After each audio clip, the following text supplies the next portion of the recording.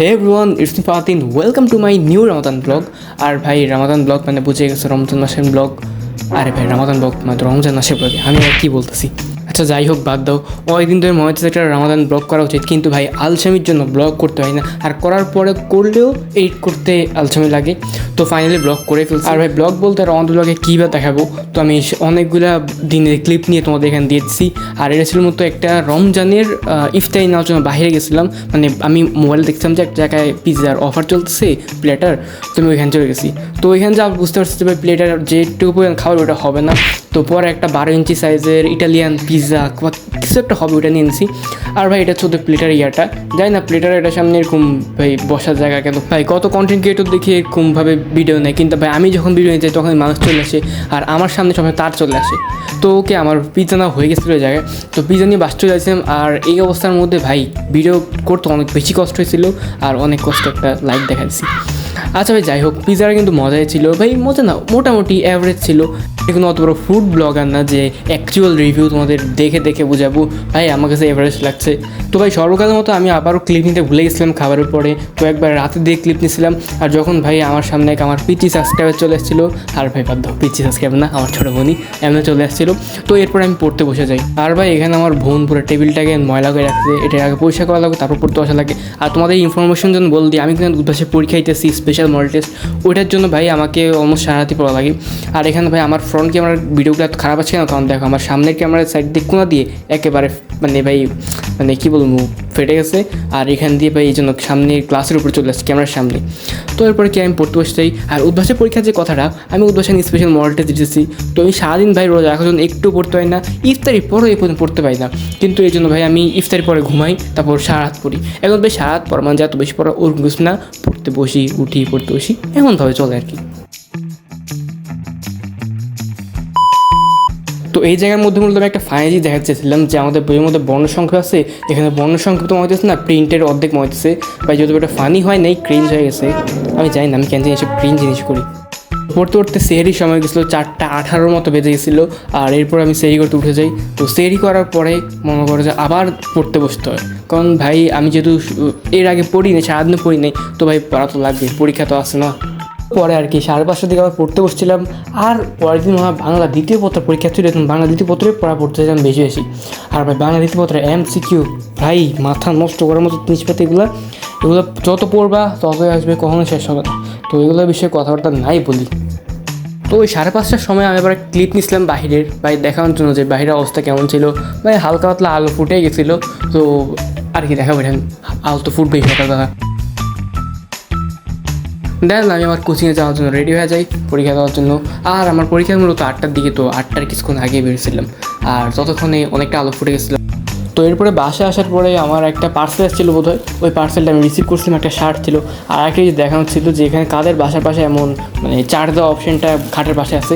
ভাই এটাতে শান্তিও আছে, কষ্ট আছে, কষ্ট কম শান্তিটাই বেশি আমার জন্য। তো এরপরে সন্ধ্যার দিকে আবার আমি ক্লিপ নিয়েছিলাম, সারাদিন একটু ক্লিপ নিয়ে নেই সর্বকালের মতো। আম্মু একটা খাবার আনছিল, আমি আগেই খুলে ফেলছিলাম, কিন্তু ভিডিওর জন্য ফানি করে ভাবছিলাম জিনিসটা, তো নিয়ে দৌড় দিয়েছিলাম। ভাই ফানি হয় নাই ভাই, আমি জানি না, আমি যখনই ফানি কুইজ করতে ওটা ক্রিঞ্জ হয়ে যায় কেন জানি। আর এখানে মূলত এটা ছিল শুক্রবার দিনের ক্লিপ, যে এখানে আমি সকাল পানি বসেছিলাম, কারণ ভাই গোসল করতে হবে। আর আমি ভাই আমার বাসার গ্লাসগুলো জানি না কেন জানি এমন, আমি যখন ভিডিও করি তখন আমার মুখের সামনে আসতে থাকে, মানে ভাই সরাতে পারি না মুখের উপর থেকে। তো এরপরে আমি মুখটা ধুয়ে নিই, ধোয়ার পর পানিটাও গরম হয়েছে, তারপর আমি গোসলের জন্য দৌড় মারি।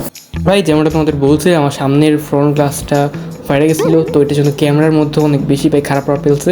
তো এটা আমার ব্যাক ক্যামেরা, ব্যাক ক্যামেরাটা আলহামদুলিল্লাহ ভালোই আছে।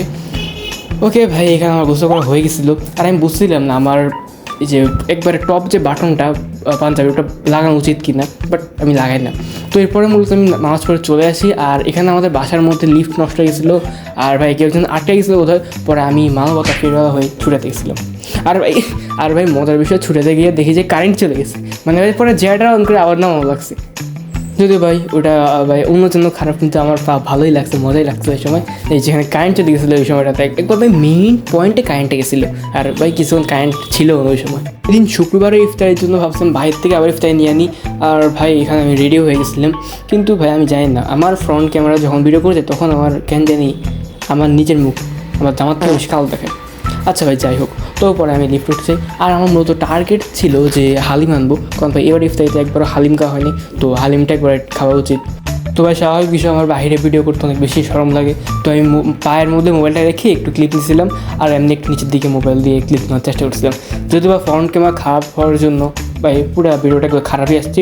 তো ভাই অনেক কষ্টে আমি মূলত ঢাকা হোটেল থেকে হালিমটা নিয়েছিলাম। ভাই অনেক কষ্টে হালিমটা নিয়ে বেরোতে পারছি, মানে ভাই এত জ্যাম এত ভিড় কী বলবো। তো একবার হালিমটা নিয়ে বাসায় চলে আসছি। ইফতারির সময় আর কোনো ভিডিও বাগায় নিই নাই, একেবারে রাতের দিন ছিলাম যখন বৃষ্টি পড়ছিল। ভাই রোজার সময় বৃষ্টি পড়লে অনেকটা ভালোই লাগে, এখানে বিদ্যুৎও চমকাচ্ছিল অনেক বেশি। আর এরপর আবার শিলা বৃষ্টি পড়ছিল, তো বৃষ্টি শেষের পর আমি একটু বেরোছিলাম, কারণ ভাই বাইরে থেকে কিছু জিনিস আনাও ছিল। আর ভাই আমার যেহেতু ফ্রন্ট ক্যামেরা একেবারে খারাপ, তো আমার তুমি বেশি একটা ফ্রন্ট ক্যামেরা দিয়ে দেখো না, বেশিরভাগ আমি ব্যাক ক্যামেরা ভিডিও করি, কিন্তু এখানে ফ্রন্ট ক্যামেরা ক্লিপ নিয়েছিলাম, কিন্তু ভাই ক্লিপটা একটু ভালোই আসছে। আর ভাই দোকান যাওয়ার পর পানিও দরকার ছিল 5 লিটার, তো পানি দোকান ছিল, তো দোকানটা আমার দাঁড় করায় নিজের পানি আনতে গেছিলো গোডাউন থেকে। আর ভাই এদিকে যখন এই চকলেটগুলোতে তাকাইছি না ভাই, যখন মন চায় যখন এগুলো খাই তখন সবগুলো একসাথে কিনতে মন চায়, কিন্তু কী করার, কিনতে পারবো না, কারণ এতগুলো চকলেট একসাথে কিনে এটা কোনো ঠিক হবো না ভাই, জানি। তো এরপর আমার সব কিছু কিনা হয়ে গেছে, আমি বাসার দিকে চলে আসছি। আর ভাই আস্তে আস্তে বেশিক্ষণ লাগে না, কতক্ষণ আসতে নিজেও যায় না। আচ্ছা যাই হোক, এরপর আমি বাইরে থেকে যে চিপসটা আনছিলাম ওইটা খাইতেছিলাম। আর ভাই আমি চিপসটা যত ভালো ভাবছিলাম তত ভালো না, মানে আগে ভালো ছিল, এখন কেন জানি মশলা পরিমাণ অনেক বেশি হয়ে গেছে, তো মজা লাগছে না। তো ভাই আর কী করার, ভাবছি ব্লগটা এখানেই এন্ড করে দেবো, আর নেক্সটে কোনো ক্লিপ নেব না, আর কিছু করবো না, কারণ ভাই নেক্সট ব্লগ আসলে হয়তো ঈদের ব্লগ আসতে পারে ইনশাআল্লাহ, আর না হয় জানি না।